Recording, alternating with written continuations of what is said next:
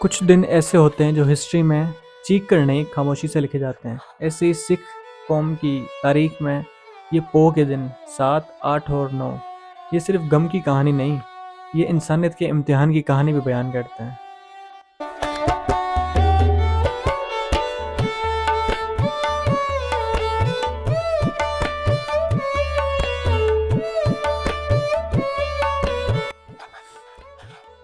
अनंतपुर साहिब छोड़ना पड़ा क्योंकि दुश्मन चारों तरफ थे। वादा किया गया था गुरु गोबिंद सिंह जी से कि आप किला छोड़ें और आपको रास्ता दिया जाएगा, मतलब आप किला छोड़ेंगे तो आपको कोई मुश्किल उसके बाद सामना नहीं करनी पड़ेगी।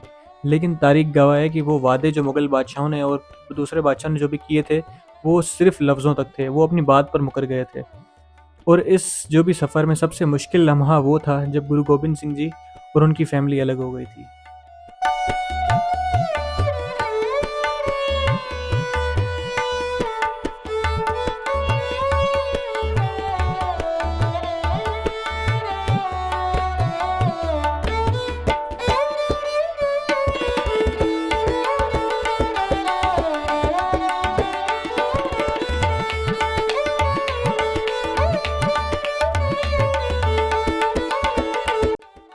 माता गुजरी, छोटे साहिबजादे और गुरु साहिब सारे ही अपनी राहों पर थे। ये सिर्फ जुदाई नहीं थी, ये अपने अगले इम्तिहान की तैयारी भी थी। 8 पो का दिन माता गुजरी और छोटे साहिबजादे श्रीहिंद पहुंच चुके थे। उन्हें कैद रखा गया था ठंडे बुर्ज में। ठंडा बुर्ज मतलब वो जगह थी जहाँ जो बादशाह थे ना, वो गर्मियों के टाइम वहाँ बैठकर ठंडी हवा लिया करते थे। तो आप इमेजिन करें कि सर्दी के टाइम पर वहाँ कितनी सर्दी थी, मतलब सांस भी लेना बहुत भारी हो जाए, मतलब इतनी सर्दी के वो जिस्म कांप उठे। और ऊपर से 2 बच्चे, जो एक छोटा 4 साल का और दूसरा 7 साल का, वो बच्चा और उनकी दादी, इन दोनों को ठंडे बुर्ज में कैद कर दिया गया था।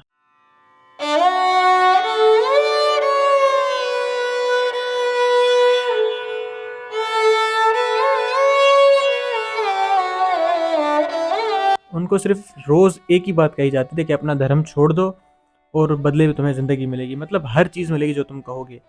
बच्चों को समझे एक तरह का टॉर्चर किया गया था, लेकिन हर बार जवाब एक ही होता था कि हम अपना मज़हब नहीं बदलेंगे क्योंकि हम गुरु के सिख हैं। ये 8 पो की तारीख ने हिंदुज़म में समझिए एक तरह की ऐसी मिसाल कायम कर दी थी, या हिम्मत है ना, जो इंसानियत को हिम्मत देना सिखा दी थी कि कितनी भी मुश्किल से मुश्किल घड़ी हो लेकिन अपना मज़हब नहीं छोड़ना।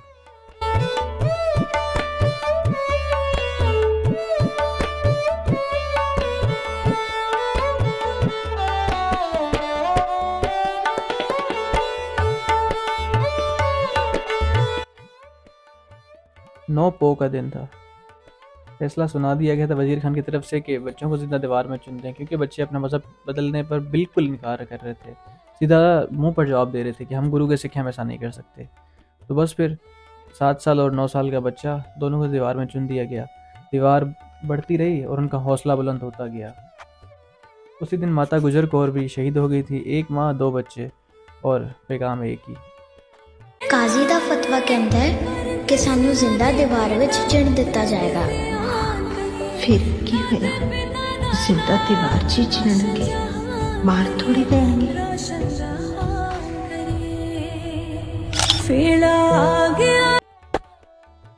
साहिबजादों की शहीदी हमें ये सिखाती है कि सच के आगे खड़े रहना उम्र नहीं देखता, और शहीदी का मतलब मरना नहीं होता।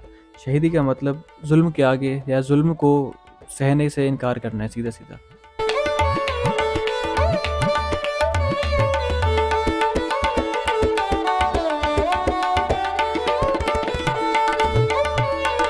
मैं ओवरऑल बात करूं तो देखें, ये जो 6 पो, 7, 8 और 9 पो, मतलब आज तक की तारीख, मतलब ये थी कि अनंतपुर साहिब का किला छोड़ा गया था। वो किला इसलिए छोड़ा गया था कि हिंदुओं पर जुल्म हो रहा था, उनको कहा गया था, मतलब टॉर्चर किया जाता था कि अपना मज़हब चेंज करें, लेकिन वो नहीं करते थे। एंड में उन्होंने गुरु गोबिंद सिंह जी तक बात आई तो उन्होंने सारे बादशाहों ने यही कहा कि देखें ना, सारे मतलब समझें एक घर है, ये सारे हिंदू हैं, उनका जो बड़ा है अगर हम उसी को कब्ज़े में कर लें, उसी को कह दें कि अगर अपना मज़हब चेंज करे, तो अगर उसने मज़हब चेंज कर दिया मतलब सारी कौम कर लेगी। तो उन्होंने सीधा गुरु गोबिंद सिंह जी को पॉइंट आउट किया, लेकिन गुरु गोबिंद सिंह जी ने सीधा इनकार कर दिया था। वो गुरु थे तो उनको यही कहा गया था कि आप चलें, किला छोड़ दें अपना, और हम कुछ भी नहीं करेंगे, ना आपको, ना अपने आपके सिखों को, ना हिंदुओं को, कुछ भी। तो उन्होंने हिंदुओं के लिए इतनी भी कुर्बानी दी कि चलें हम किला छोड़ देते हैं। लेकिन उनको यही कहा गया था कि किला छोड़ें, आपको बाहर कुछ भी नहीं किया जाएगा। लेकिन किला छोड़ते ही उन पर पीछे से वार किया गया है वज़ीर खान की तरफ से, जो मुग़ल बादशाह थे।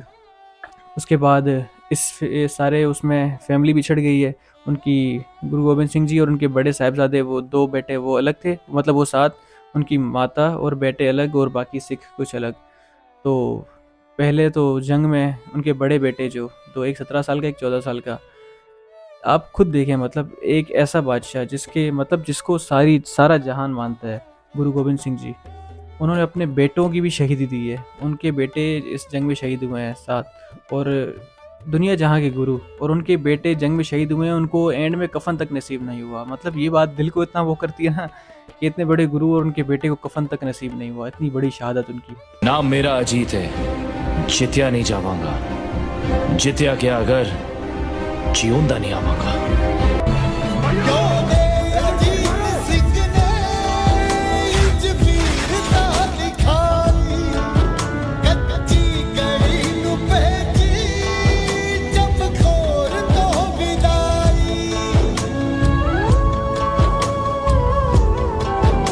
उसके बाद 2 बच्चे, मतलब इतने मासूम बच्चे जिनकी खेलने कूदने की उम्र होती है, उनको कुछ पता ही नहीं होता, उनको टॉर्चर किया गया कि आप मज़हब चेंज करें अपना, और आप जो कहेंगे आपको वो मिलेगा, आपको बादशाही ज़िंदगी ये वो। लेकिन उन बच्चों ने सीधा मुंह पर जवाब दिया कि हम ऐसा कभी नहीं करेंगे। फिर उनको, हालांकि बच्चों पर किसी भी अदालत में चले जाएं या कहीं भी चले जाएं, बच्चों पर कोई वो है ना सज़ा लागू नहीं होती। लेकिन इस औरंगज़ेब बादशाह ने या वज़ीर खान ने जो भी, उन्होंने क्या किया है कि बच्चों को ज़िंदा दीवार में चुना किया है। अच्छा, ज़िंदा दीवार में चुनने के बाद भी जब वो दीवार गिरी है, उसके बाद भी बच्चों में सांस थी।